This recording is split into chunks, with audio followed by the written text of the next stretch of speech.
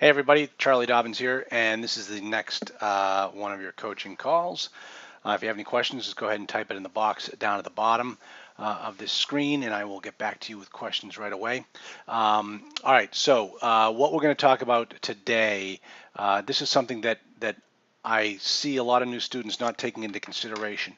They get so wrapped up in the cash flow analyzer and trying to make the numbers fit what they're looking to do, but at the same time, they're forgetting that they may have the possibility of making money other ways on a particular property. And so therefore, I want to make sure that you understand 6 ways that I say you are able to make money in the multifamily business. There are probably more, but this is the 6 that I just want to touch upon to make sure that you take these into consideration whenever you're analyzing deals. So, having said that, of course, let me start with my disclaimer. I'm a lawyer. I'm not your lawyer. Get a lawyer. Lawyers love LegalZoom. If you don't know, if you haven't heard that mantra yet, go back and watch some other of my coaching programs. Okay, so let's start with the number one way to make money in multifamily. Obviously, rental income. That's the people paying you. Now, obviously, the only way you're going to make money with rental income is if you're profitable. So you've always got to take that into consideration. When you're looking at these deals, rental income drops down to the bottom line. It comes, it creates other revenue streams as well. But I want you all to think initially that everything is driven off of the rental income. If you don't have the rental income, you got no money coming out of this property. Okay. Now, where do you find this money? Now, this may seem like such a basic, generic question, but as we go through these 6 ways to make money, I'm going to remind you or refresh you or educate some of you as to where exactly am I going to make this money appear. Because I've noticed that some people don't know, okay, well, you say I can make money here, but I don't understand where that money is going to be coming from. Well, I'm going to explain to you throughout the course of this discussion. Now, so obviously rental income is all generated by the leases. If you want to see where this money comes from, you go right to the leases. That's the contract between you and the customer. Okay? Now, number 2, what's the second way to make money? Acquisition fees. Now, this is where everybody gets so excited about doing these syndicated deals because they build into the deal an acquisition fee. Okay, well, where does it say I get an acquisition fee? Well, it is found in the offering memorandum. It's going to be seen. It's going to be drafted into the PPM and into the subscription agreement, but it is initially discussed and disclosed in the offering memorandum. All right, so that is where your investors will see that part of the money that they're putting into the deal is going to go in your pocket for putting the deal together. That is essentially what an offering what an acquisition fee is all about. Okay. Now, question I get all the time is, well, how much can I get? Well, typically it's 3%. That seems to be the standard fare. I know Dave Lindahl, as a matter of fact, most of you people know this, but he set up a fund and he put a 5% acquisition fee in there. I don't think the fund did all that well. I know Dave did very well because he had built in a 5% acquisition fee. Is that highway robbery? Well, you know what, folks? It was disclosed and people still invested in the fund. So people put money in the deal knowing that the top 5% off the top came out of their pockets and into Dave's hands. Okay? So how much is expected? Well, 3%. I've done deals where there's been no acquisition fee. I've seen, as I said, 5%. Pigs get fat, hogs get slaughtered. You want to take that into consideration, because you got to sit there in front of grandma and explain to her, yeah, grandma, I'm going to take, 5% because I'm putting this whole deal together. Now, let me explain something to you. I don't want anybody listening out there to think that you're not entitled to this money.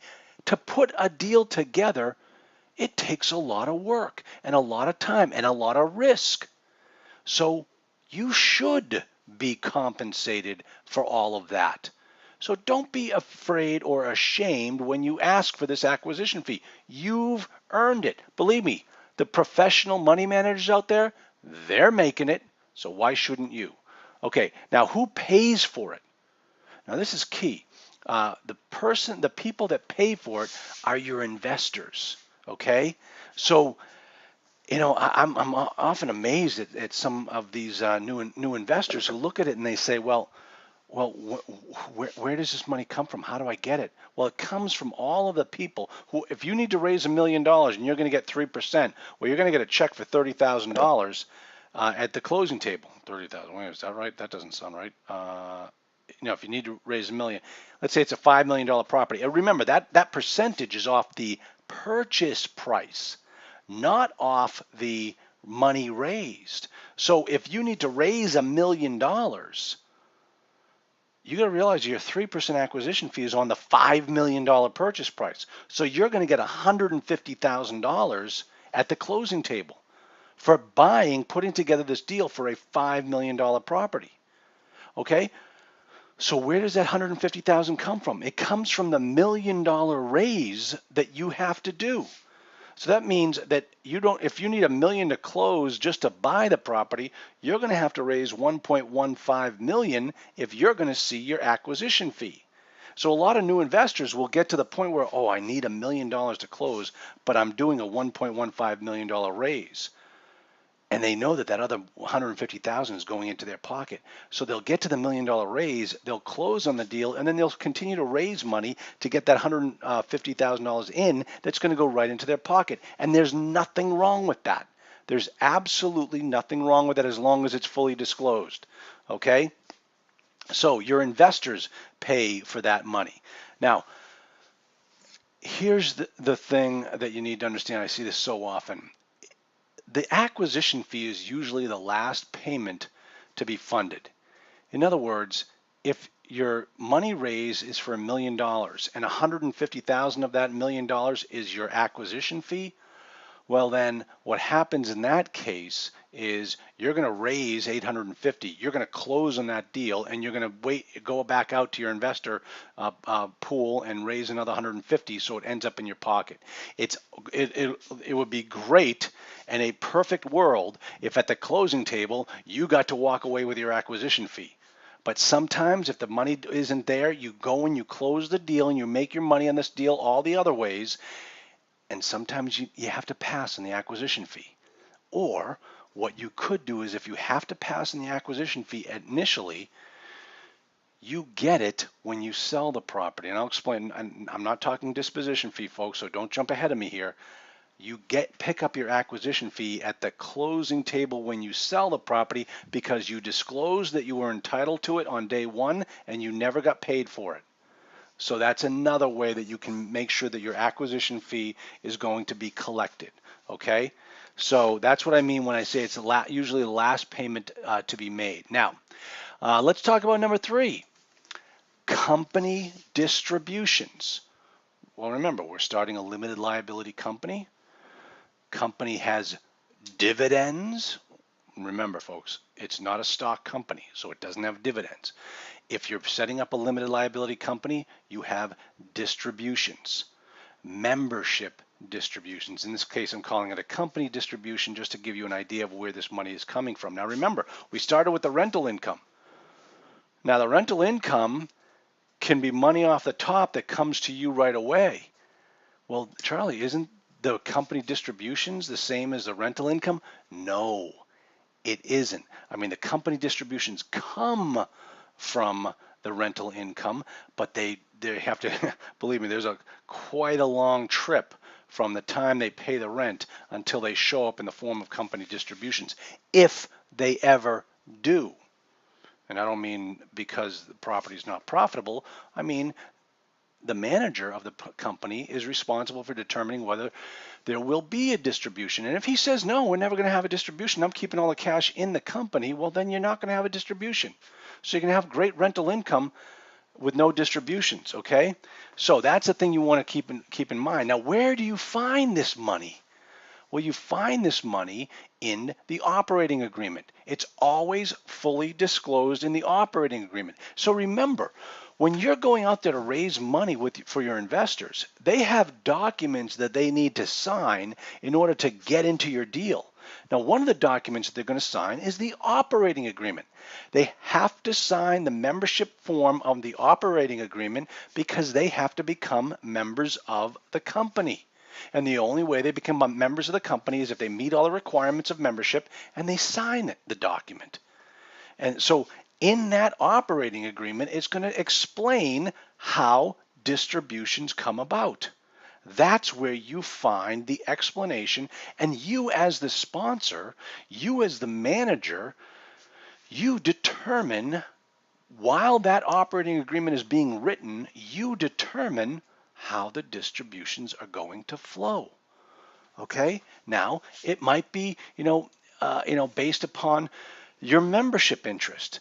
You can have different classes of membership interest. I'm not going to get into this right here. If you've been watching all of my tapes and videos, you know we go into different depths of what the membership agreement means. But it also can be different for different classes.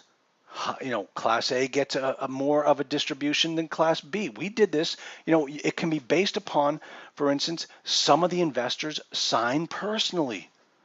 They're personal guarantors. They get more than somebody that doesn't have to sign personally. Okay? So there are different classes and different people. And not only is it based upon the profitability, but it's also based upon the manager's discretion.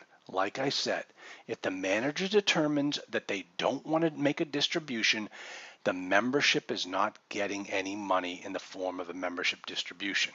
But this is another way you can make money. So when I show you the rental income at the beginning, that's the money off the top. It flows down and gets paid out in different forms. One of the ways that gets paid out is in the form of membership distribution. It's kind of like, the membership distribution is another way of saying profits, okay?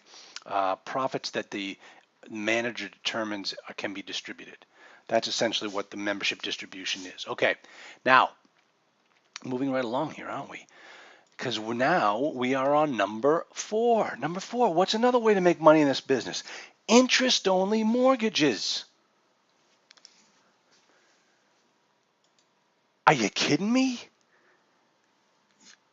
Interest-only mortgages, you don't make any money on. In my opinion, an interest-only mortgage is a fool's deal. It is a fool's deal. I hate interest-only mortgages. I've got 6 ways to make money on the property. And if I go with an interest-only deal, I'm not making any money. Now I'm down to 5. And the property isn't profitable. Now I'm down to even less. So why would I ever choose an interest-only deal? I don't know, because here I am buying a 100-unit property. I have the opportunity for 100 people every single month to pay down the principal on what I borrowed. So that at the end of 20 years, let's say, these people have paid off my note for me, and it didn't cost me a dime. Is that another way of making money on a deal? You better believe it. It is the best way. It's a powerful way. But if you purchase an interest-only mortgage, it is not available to you. All right? Now, let me talk to you a little bit more about interest-only mortgages. You pay down the mortgage as much as you possibly can, as fast as you possibly can. If you can go with a 20-year amortization over a 30 and the numbers are still good, go with the 20. Pay that thing off as fast as you can. I mean, granted, if you purchase a 30, you still pay it down in the form of a 20 in the rate of a 20. But man, that 20-year, that's powerful stuff. Now, here's the problem, and this is what's bugging me of what I'm seeing going on in the marketplace right now. I am seeing more and more of my students bringing me these interest-only deals that 3 to 5 years ago would never have been shown because no lenders were doing interest-only loans. But for some reason, we are now back in the heyday of interest-only mortgages. Folks, I hate it. It's Armageddon all over again. Here's why. Back in 2007 and 2008, you could get interest-only mortgages no problem. First 3 years interest only, first 2 years interest only. You would go out there and you'd grab that type of a mortgage because the numbers worked. Because the numbers you were finally able to make the deal happen because you took out an interest only. If you amortized any portion of the debt, well, then you didn't have enough money to meet the debt coverage ratio, and we had to pass on that deal. So the banks were looking to make as many deals as they possibly could, so they started coming out with interest-only loans. And guess what happened? When they thought that the market would just keep going up and up and up and these interest-only loans would be no problem, the market tanked. And we couldn't refinance those mortgages, and those properties went back to the banks. And now, once that happened, you couldn't find anyone to offer you an interest-only loan because that was too risky. The market was too crazy. Fast forward 8 years. Fast forward 8 years. And what am I seeing my students bringing me all the time? But interest-only mortgages. Folks, I'm scared. I'll put it here now. I'm scared. Because if banks can only make their numbers of putting more money out on the street by getting back into risky underwriting, we're going to have a repeat of 2007 and 2008. And this is the trigger for me, seeing these types of deals. So, folks, don't do interest only. If the deal doesn't work when you're amortizing it, you're paying too much. If the deal doesn't work when you're amortizing it, don't do the deal. All right? So that's what I mean when I'm talking about interest-only loans. No, what I'm really saying is that the fourth way to make money in this business is to amortize your debt, to pay down the principal, to have your tenants pay down your principal a little bit every single month. That's the fourth way to make money. Interest only, forget about it. Forget about it. And if you bring me that type of deal and you want me to look at the numbers, I cringe. I cringe because I want you to do this business the right way. And the right way is to take it slow and steady and do good deals. And if you have to take risk, you got to ask yourself, do I really want to be in that business? Remember, all business is risky. It's your job as a business owner to minimize the risk that's inherent in your business. When you take on knowingly more risk, you're really being a smart business person. Don't do it. Okay? So, next, hope that was helpful to all of you. A little passionate there. You kind of got a sense of what how I feel about these things. Okay, next, number five. Number five, property management fees. I mean, you might think to yourself, wait a minute, that's another way to make money? Absolutely. Absolutely. Where do you find it? You find it in the property management contract. Now think about it for a second. Every big property owner I know manages their own properties. Nobody loves their baby as much as they do. Nobody can control what's going on in their property as well as they can. As much as these guys are out there telling you, oh no, it's easy. All you got to do is put it on remote control. Everything's going to be fine. No, it doesn't work that way. You've got to manage your business every single day. You can do that from your yacht down in the Caribbean. I guarantee you can, especially nowadays. Everything's on the internet. Yardi Voyager is a fantastic property management system, and you can look at it on the internet. You know exactly what's going on in your property. And I can show you ways to set your business up so you can manage it from a pub in Ireland. But you got to look at it every single day. If you don't look at your property for 90 days, you won't have a property to look at. That's how fast these things can go down. It's a business. You've got to run it like a business. Believe me, that's exactly what has to happen. All right, so all large property owners that I work with own their own property management company. Sometimes, if you got a bad deal, or you get the property just isn't working out the way it is, or your expenses are too high on a particular month, like it's 110 degrees and you get an all bills paid property down in Texas, and you're listening to those air conditioners burn every single month, go crazy, and you're not making a dime that month in profit. If you own the property management company and you have that contract, that property management fee comes off the collected rent right off the top, and it goes right into your pocket. So sometimes it may be the only way you're going to make money on a bad property is by having the property management contract. Don't poo-poo this. Don't say no to this. Folks, it's not hard to set up your own property management company. I'll show you exactly how to do it because I've done it. What you're going to need to do, though, and this is something you have to visualize. Well, I do. That's how I see all these things.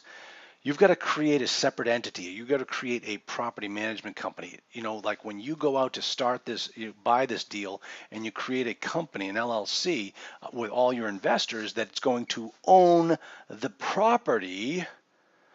That entity is not going to be the entity that owns the property management company. You're going to create a separate entity, predominantly for protection, asset protection purposes. You're going to create a separate entity that is the property management company, and there will be a legitimate contract between the two, between your new property management company and the company that owns and operates the property. You don't want to blur the lines. You want to keep those two things separate. If somebody screws up on with the property management company, that you don't want to be sued by the company that owns the property does not want to be sued for that and run any risk of liability. So I have a property management contract that I can put out there for you as a template. So you can have that. Let me know. For those of you listening to this video for the first time, you might need to send me an email so I make sure that I post it on the resources and archives section. But that's what you really want to do for this. So property management fees are a great way to make money in this business. Okay, now, last one, number 6. I kind of mentioned this before. Distribution fees. What? What's a distribution fee? I know what an acquisition fee is. Well, what's a distribution fee? Well, a distribution fee is the money you pay yourself when you go to sell the property. Well, Charlie, aren't I double dipping? No. Folks, you're business people. You need to be paid for your time and your efforts. To buy a property takes a lot of work. You've seen it because you've done it, and you asked to be paid for it in the form of an acquisition fee. Let me tell you something, and they don't teach you this in any of those guru courses. To sell a property takes an awful lot of work also. So pay yourself for your time and your efforts. Remember, you're selling this thing 7 years from now, or 5-7 years from now. Your acquisition fee is long since gone. Little Johnny went to college on that. Now you're going to sell this property, and you want to get paid to sell it because you've got to prepare this thing for sale. You've got to deal with all the potential buyers. You got to put all the numbers together. You got to show it. You got to go through the closing. You got to take everything. Listen, it's a lot of work to sell it. You should be paid for it. And that's typical. What do you get? Maybe the same 3% that you got when you're going in. Why not? It's the same amount of work. You find the distribution fee disclosure in the private placement memorandum. It clearly states that the sponsor of the plan is going to get a distribution fee on the sale of the asset. And this is how much it's going to be. You disclose it on this section in the PPM, And that's how that's how your investors know that they're paying you going in and they're paying you going out. And just like the property management fee, just like the property management fee where the money comes off the top, so does this. Nobody gets any distributions from the profits of the property until all the expenses of the property are paid. And one of them is your distribution fee. Think about it, folks. You might have to pay a realtor. Is the realtor going to wait to get paid until all the investors have received their money? Hell no. Well, why should you have to wait as well? Pay yourself. You've earned it. Okay? So that is the sixth way of making money on a multifamily deal. Okay? Now, as I said, it's got to be disclosed at the outset. Selling the property can be just as hard. See how I did this without even looking at my notes. I know this business so well, you got to get paid for your time. All right, that's it. Those are the 6 ways to make money in this business. There are probably more. I'm just hitting on the highlights. Now, if you have any questions about this, fill in the box at the bottom. I'll automatically get your question.